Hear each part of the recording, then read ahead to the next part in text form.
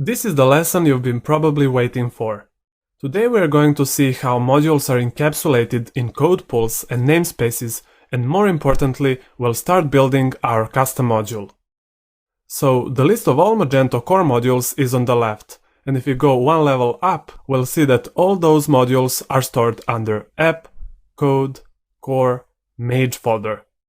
In Magento world, a folder that contains modules is a namespace or package, and it represents the company or organization which developed the module. So we can easily conclude that every module under Mage namespace was developed by Magento core team. And now if we once again go up, we'll see that namespaces are placed within one of three folders: community, core, or local. These folders are called code pools, and basically they separate where all those modules came from. All native functionality is in core folder, and you, as a good developer, should never make any modifications there. It's reserved for Magento core team only. So if you'd like to override core functionality or add a new feature, you need to place it under community or local folder. The rule of thumb is, if you write a module for community, which means you will make it available for download on Magento Connect or somewhere else, the community folder is right choice. Otherwise, if you're developing a module for your project only, stick with local code pool. Because we are going to build a very simple module just for testing purposes, we'll put it in the local code pool under tats plus namespace and give it a name of demo. So let's create that demo folder. Before creating the necessary folder structure, we need to make sure that we have registered our module, so Magento could be aware of its existence. In order to do that, we'll make an XML file in etc modules, because this is where the system first goes in the bootstrap process to find all of the active modules. I'll call the file tats+_demo.xml because I like to use convention name namespace_module_name.xml, but you don't have to. Magento will evaluate all files ending with XML in this folder.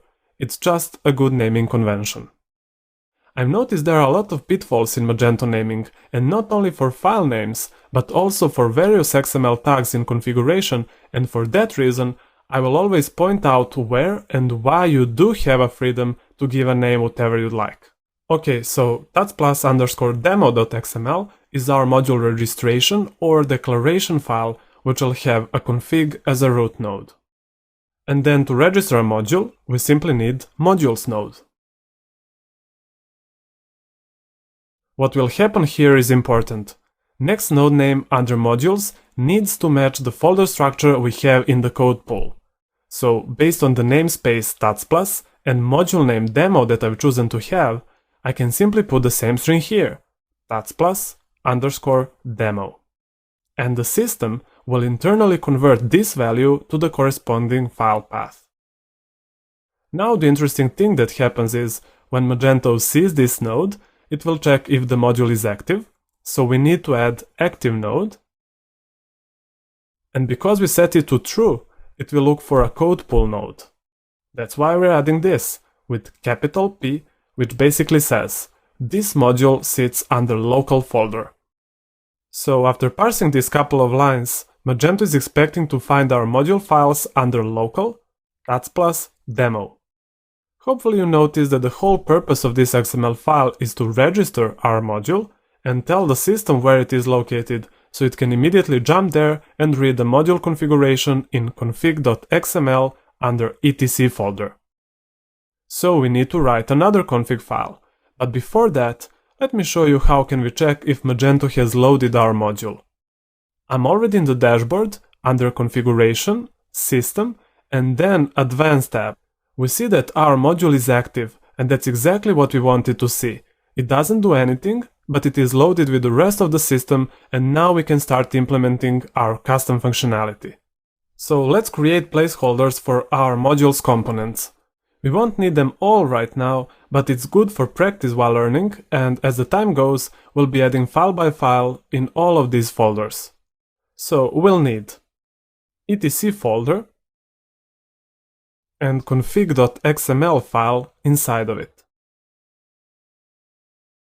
model folder with capital M as a placeholder for all our model classes.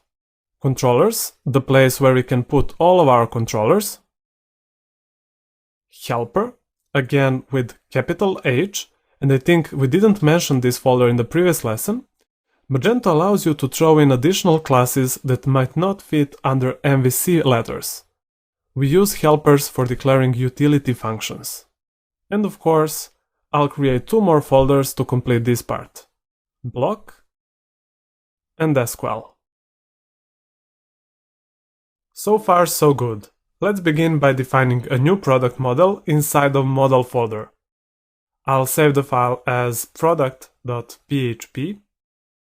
And now, according to naming conventions in Magento, every class name is always composed of the following: namespace, underscore module name, underscore class type, underscore file name where the class is defined. In our case, it's going to be tats+ as a namespace, underscore demo as a module name, underscore model as a class type, and underscore product as the name of the file where we are defining this class. And I'll create a simple function, say hello, which simply echoes hi. We just need something to work with. Now I want to show you a very quick and handy way how can we test our module in a standalone testing script outside of the platform, because we are Magento newbies, we don't want to deal with controllers just yet. So let's keep it as simple as possible and create a new file, which I'll save as test.php under Magento root, and do only 2 things. Require once app/mage.php file. This is exactly what index.php file does as well, because mage.php is a starting point in the system initialization, but instead of calling mage run as index.php does, we are going to call mage app, which basically instantiate whole application and load necessary files, allowing us to play with modules and their classes. Now I can instantiate a new object from my product model, assign it to a variable, and call sayHello method. If you're wondering now why we didn't include the file where the class is defined, and does the system know where to find it, that's a really good question, but let's try it in the browser first to see what we get, and then we'll continue discussion. Okay, so it works. We got hi, and watch what happens when we change the class name to, let's say, product only. Fatal error. Class tats+ demo model product not found in test.php. Okay, we changed the class name to product, so I'll remove everything and leave only product here. Nope, same error. Class product not found in test.php. So in this case, PHP cannot find the class. What happens? The reason why it worked the first time is because of the class naming convention and the Varian autoloader, which is stored under lib_varian. As we already seen, Magento is a huge system containing more than 10,000 files. Including every single file when the application starts would make it extremely slow and heavy. For that reason, Magento makes use of the autoloader class, and more specifically autoloader method, to find the required class each time it is trying to be instantiated. It receives a class name as an argument. In our case, it's gonna be tats+ underscore demo underscore model underscore product, and then parses it in 3 small steps. All underscores are replaced by white space, like this. The resulting string is ran through uppercase words to make sure all words start with a capital I character, and afterwards all white spaces are replaced by a directory separator, so it ends up with tats+/demo/model/product. .php is appended at the end, and voila, we have a full path which we can include. Let's practice a little more. What if I write something like this? I'll define a customer variable and assign a new instance of mage customer model session class.